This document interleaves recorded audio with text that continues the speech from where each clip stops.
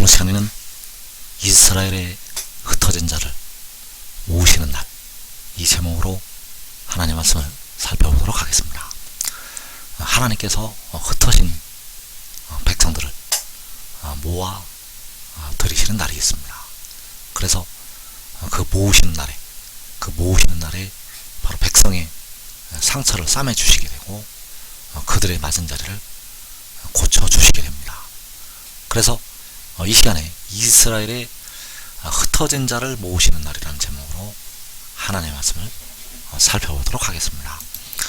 시편 147편 2절 이하에서 여호와께서는 이스라엘의 흩어진 자들을 모으신다고 말씀을 하고 있습니다. 여호와께서 예루살렘을 세우시며 이스라엘의 흩어진 자들을 모으시며 상심한 자들을 고치시며 그들의 상처를 싸매시는도다. 그가 별들의 수요를 세시고 그것들을 다 이름대로 부르시는도다. 자, 여기에서 여호와께서 이스라엘의 흩어진 자들을 모으시는데, 바로 이스라엘의 흩어진 자들을 모으실 때 별들의 수요를 세시게 됩니다. 이 별들이 바로 이스라엘이 되겠고 그것들을 다 이름대로 부르신다고 말씀하셨습니다. 자, 그것들이 역시 흩어진 이스라엘 백성들이 되겠습니다. 그래서 여호와께서는 이스라엘의 흩어진 자들을 모으실 때 바로 상심한 자들을 고쳐주시고 그들의 상처를 싸매신다고 말씀하셨습니다. 바로 이사 30장에서 여호와께서 자기 백성의 상처를 싸매시고 그들의 맞은 자리를 고치신다고 말씀하셨습니다. 그래서 그날에 달빛은 햇빛 같겠고 햇빛은 7배가 되어서 7날의 빛과 같을 것을 말씀하셨습니다. 그래서 그날이 바로 이스라엘의 흩어진 자들을 모으시는 날이 되겠습니다. 그래서 하나님께서는 이스라엘을 흩으셨다가 다시 모으시게 되는데, 이 흩으신다는 이 뜻이 바로 호세아 1장에서 이스라엘이라는 뜻이 되겠습니다. 그래서 하나님께서는 그 백성들을 흩으셨다가 다시 모으실 때 그날이 클 것이라고 호세아 1장 11절에서 말씀을 하고 있습니다. 이스라엘의 날이 클 것이라고 하나님께서 말씀을 하셨다는 것. 그래서 그 이스라엘을 모으시는 날, 하나님께서는 그들의 상처를 싸매시고 그들의 맞은 자리를 고치시고 별들의 수요를 세시는데 바로 이스라엘 백성들의 수요를 하나님께서 세시는 것이 되겠습니다. 그래서 그 이스라엘의 흩어진 자들을 하나님께서 모으실 때 여호와께서는 그의 말씀을 야곱에게 보이시게 됩니다. 그래서 시편 147편 19절에서 그가 그의 말씀을 야곱에게 보이시며 그의 율례와 규례를 이스라엘에게 보이시는도다. 그는 어느 민족에게도 이와 같이 행하지 아니하셨나니 그들은 그의 법도를 알지 못하였도다. 할렐루야. 자, 여기에서 그들은 그의 법도를 알지 못하였다고 말씀하고 있습니다. 그래서 그들은 누구인가 하면 야곱이 아닌 민족들이 되겠습니다. 야곱이 아닌 민족들은 그의 법도를 알 수가 없다는 사실입니다. 야곱이 아닌 민족들은 그의 법도를 알 수가 없다는 것. 그래서 그는 어느 민족에게도 이와 같이 행하지 아니하셨다고 말씀하셨습니다. 어느 민족에게도 이와 같이 행하지 아니하셨다는 것은 바로 오직 야곱에게 이것을 행하셨다는 것을 말씀을 하고 있습니다. 그래서 여호와께서는 그의 말씀을 오직 야곱에게 보이시게 됩니다. 여호와께서는 그의 말씀을 야곱에게 보이시고 그의 율례와 규례를 이스라엘에게 보이시게 됩니다. 그래서 오직 야곱만이 그의 말씀을 볼 수가 있고 오직 이스라엘만이 그의 율례와 규례를 볼 수가 있다는 사실입니다. 왜냐하면 그의 말씀을 야곱에게 보이시고 어느 민족에게도 이와 같이 행하지 아니하시기 때문입니다. 그래서 하나님께서는 그의 말씀을 야곱에게 보이시게 되는데 다른 민족들은 보아도 알지를 못합니다. 하나님께서는 그의 말씀을 야곱에게 보이시고 어느 민족에게도 이와 같이 행하지 아니하셨다고 말씀하셨습니다. 그래서 이 야곱이 육신의 이스라엘만 가리키는 것이 아니라 택하신 모든 하나님의 백성들을 말씀을 하고 있다는 사실입니다. 여기서 말씀하는 야곱이 이스라엘이 육신의 이스라엘을 포함을 한 택하신 모든 하나님의 백성들을 가리키고 있다는 사실. 그래서 그의 말씀을 야곱에게 보이시고 어느 민족에게도 이와 같이 행하지 아니하신다고 말씀을 하고 있습니다. 그래서 여호와께서는 그의 말씀을 야곱에게 보이시게 되는데 그 말씀을 야곱에게 보이실 때 바로 문나라의 목전에서 명백하게 나타내시게 됩니다. 그의 말씀을 야곱에게 보이실 때 문나라의 목전에서 명백하게 그의 말씀을 나타내신다는 것. 그래서 시편 98편 2절에서 여호와께서 그의 구원을 알게 하시며 그의 공의를 문나라의 목전에서 명백히 나타내셨더라. 그가 이스라엘의 집에 베푸신 인자와 성실을 기억하셨으므로 땅끝까지 이르는 모든 것이 우리 하나님의 구원을 보았도다. 자, 여기에서 그의 구원을 여호와께서 알게 하신다고 말씀하고 있고 그의 공의를 문나라의 목전에서 명백히 나타내신다고 말씀하셨습니다. 그래서 그의 구원이 그의 공의가 바로 야곱에게 보이시는 그의 말씀이 되겠습니다. 야곱에게 보이시는 그의 말씀이 알게 하시는 그의 구원이 되겠고 야곱에게 보이시는 그의 말씀이 문나라의 목전에서 명백히 나타내시는 그의 공의가 되겠습니다. 그의 구원이 그의 공의가 바로 그의 말씀이 된다는 사실입니다. 그래서 그의 말씀을 야곱에게 보이신다는 것은 그의 구원을 야곱에게 보이신다는 것이 되겠고 그의 공의를 야곱에게 보이신다는 것이 되겠습니다. 그래서 그의 말씀을 야곱에게 보이실 때 땅끝까지 이르는 모든 것이 우리 하나님의 구원을 보게 됩니다. 땅끝까지 이르는 모든 것이 우리 하나님의 구원을 본다는 것. 그래서 땅끝까지 있는 모든 택하신 백성이 바로 땅끝까지 있는 모든 야곱이 우리 하나님의 구원을 보게 됩니다. 왜냐하면 문나라의 목전에서 바로 문나라가 보는 앞에서 명백하게 나타내시기 때문입니다. 그래서 그의 말씀이 바로 그의 구원이 되겠고 문나라의 목전에서 명백하게 나타내시는 그의 공의가 되겠습니다.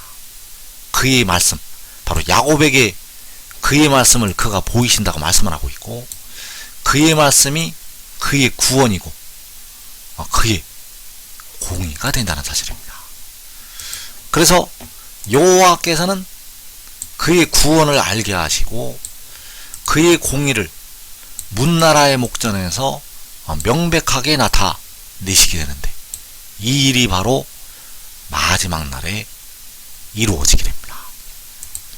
문나라의 목전에서 명백하게 나타내시게 되는데 이 일이 바로 여호와께서 마지막 날에 이것을 이루신다는 것. 그래서 이사 46장 13절에서 내가 나의 공의를 가깝게 할 것인즉 그것이 멀지 아니하나니 나의 구원이 지체하지 아니할 것이라. 내가 나의 영광인 이스라엘을 위하여 구원을 시온에 베풀리라. 자, 이 말씀에서 이사 46장 13절에서 내가 나의 공의를 가깝게 할 것이고 나의 구원이 지체하지 아니할 것이라고 말씀하셨습니다. 그래서 가깝게 하시는 나의 공의가, 가깝게 하시는 나의 공의, 바로 여호와께서 가깝게 하시는 여호와 하나님의 공의, 그 공의가 문나라의 목전에서 명백히 나타내시는 그의 공의가 되겠습니다. 자, 그의 공의를 문나라의 목전에서 명백히 나타내신다고 말씀을 하고 있고, 이사 46장 13절에서 내가, 바로 여호와께서 나의 공의를 가깝게 할 것이라고 말씀을 하셨습니다. 그래서 문나라의 목전에서 명백히 나타내시는 그의 공의가 바로 나의 여호와 하나님의 공의가 된다는 사실. 또 나의 구원이 지체하지 아니할 것이라고 말씀하셨는데, 이 구원이 여호와께서 알게 하시는 그의 구원이 되겠습니다. 나의 구원이 지체하지 아니할 것이라고 말씀하셨는데, 바로 이 구원이 여호와께서 알게 하시는 그의 구원. 그래서 이 공의가, 이 구원이 역시 하나님께서 알게 하시는 그의 구원이고, 문나라의 목전에서 명백히 나타내시는 그의 공의. 그래서 나의 공의를 가깝게 하신다고, 나의 구원이 지체하지 아니할 것이라고 말씀하셨는데, 그 공의가, 그 구원이 바로 야곱에게 보이시는 그의 말씀이 되겠습니다. 그 공의와 그 구원이 바로 야곱에게 보이시는 그의 말씀. 그래서 그 말씀이 바로 요한계시록 10장에서 구름을 입고 하늘에서 내려오는 그 힘센 천사가 되겠습니다. 이 힘센 천사가 바로 하나님의 그 비밀이 되겠고, 하나님께서 알게 하시는 그의 구원이 되겠고, 문나라의 목전에서 명백히 나타내실 그의 공의가 되겠습니다. 그래서 여호와께서는 친히 십자가를 지시고 백성들의 영혼을 구속을 하시게 되었고, 이 힘센 천사는 그 영혼을 제물로 드려서 백성들의 몸의 구속을 담당을 하게 됩니다. 그래서 이제 마지막 날에 여호와께서는 땅끝까지 그의 말씀을 야곱에게 보이시게 됩니다. 자, 그의 말씀을 야곱에게 보이신다는 것은 바로 요한계시록 10장에서 그 얼굴이 해와 같은 천사를 야곱에게 보이시는 것이 되겠습니다. 그래서 그 말씀을 야곱에게 보이실 때 바로 문나라의 목전에서 명백히 그의 공의를 나타내시게 됩니다. 그래서 그의 공의를 나타내신다는 것이 바로 요한계시록 10장에서 그 얼굴이 해와 같은 그 천사가 야곱에게 명백히 나타나는 것이 되겠습니다. 문나라의 목전에서 명백히 그의 공의를 나타내시는 것이 바로 요한계시록 10장에서 그 얼굴이 해와 같은 천사가 야곱에게 문나라의 목전에서 나타나는 것이 된다는 것. 그래서 여호와께서는 이스라엘을 위해서 구원을 시온에 베푸신다고 말씀하셨습니다. 내가 나의 영광인 이스라엘을 위하여 구원을 시온에 베풀리라. 그래서 이 구원이 야곱에게 보이시는 그의 말씀이 되겠고, 문나라의 목전에서 명백히 나타내시는 그의 공의가 되겠습니다. 그래서 그 구원을 시온에 베푸시게 됩니다. 그 구원을 시온에 베푸셔서 시온에 베푸신 그 구원을 문나라의 목전에서 명백히 나타내신다는 것. 그래서 그 구원을 시온에 베푸시는 것이 하나님이 세상을 이처럼 사랑하사 독생자를 주시는 것이 되겠습니다. 이 구원이 바로 독생자가 되겠습니다. 그래서 구원을 시온에 베푸신다는 것은 독생자를 시온에 베푸시는 것이 되겠고, 바로 여호와께서 태초에 가지셨던 지혜를 시온에 베푸시는 것이 되겠습니다. 그래서 만군의 여호와께서는 이 독생자를 통해서 마지막 날에 백성들의 영과 무덤으로 들어가는 그 몸까지, 썩어짐의 종노릇을 하고 있는 그 육신까지 구원을 하시게 됩니다. 여호와께서는 이제 마지막 날에 그 독생자를 통해서 백성들의 영과 몸을 다 구원을 하시게 됩니다. 그래서 그 구원을 바로 이 시온에 베푸신다고, 이스라엘을 위해서 바로 택하신 백성들을 위해서 구원을 시온에 베푸실 것을 말씀하셨습니다. 그래서 그 구원을 시온에 베푸시는 것이 그 아들을 세상으로 보내시는 것이 되겠습니다. 그 구원을 시온에 베푸시는 것은 그 아들을 세상으로 보내시는 것. 그래서 그 아들을 세상으로 보내시는 것은 그의 공의를, 그의 구원을, 그의 말씀을, 바로 야곱에게 보이시는 그의 말씀을 세상으로 보내시는 것이 되겠습니다. 그래서 여기서 아들을 보내신다는 것은 바로 그 영을 보내신다는 것을 말씀을 하고 있습니다. 바로 살려주는 영을, 성결의 영을 세상으로 보내시게 됩니다. 그래서 그 구원을 시온에 베푸는 것이 이사 66장 말씀에서 시온이 나마를 낳는 것이 되겠습니다. 그 구원을 시온에 베푸시는 것은 그 시온이 구원을 낳는 것, 이 나마가 바로 시온에 베푸시는 구원이 되겠고, 야곱에게 보이실 그의 말씀이 되겠고, 야곱에게 보이실 그의 구원이 되겠고, 문나라의 목전에서 명백히 나타내실 그의 공의가 된다는 사실입니다. 그래서 이사 66장 7절에서 시온은 진통을 하기 전에 해산하며 고통을 당하기 전에 나마를 낳았으니 이러한 일을 들은 자가 누구이며 이러한 일을 본 자가 누구이냐. 자, 시온이 나마를 낳았는데 이러한 일을 들은 자가 누구이며 이러한 일을 본 자가 누구이냐. 바로 사도 요한이 이러한 일을 듣고 보게 되었습니다. 시온이 나마를 낳는 일을, 하늘의 큰 이적을 요한 사도가 듣고 보게 되었다는 사실.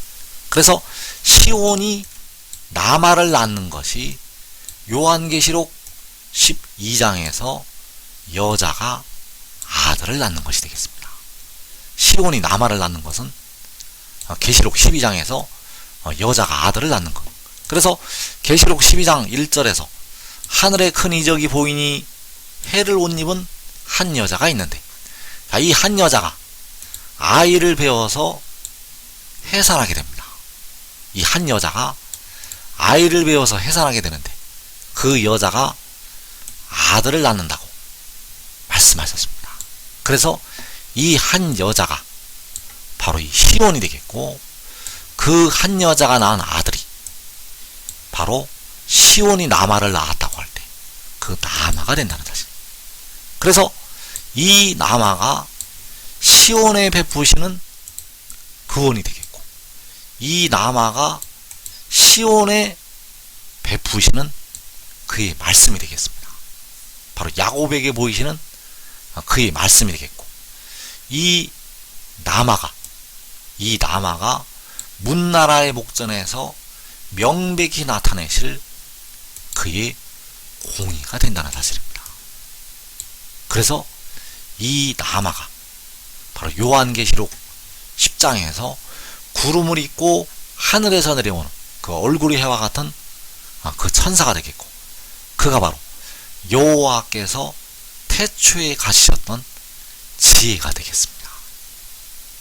그래서 독생자의 비밀은 이 땅의 백성들에게는 온전한 것이 올 때 바로 마지막 날에 열리게 됩니다. 주 안에서 육신이 죽고 그 영혼이 하늘나라로 올라가는 형제들에게 이 비밀이 열리게 되고, 이 땅에 현재 살아있는 백성들에게는 마지막 날에 이 독생자의 비밀이 열리게 됩니다. 그래서 이 비밀을 지금 깨닫고 지혜를 따르는 자들은 자기와 자기 가족이 시험과 환난의 때를 면하게 되겠습니다.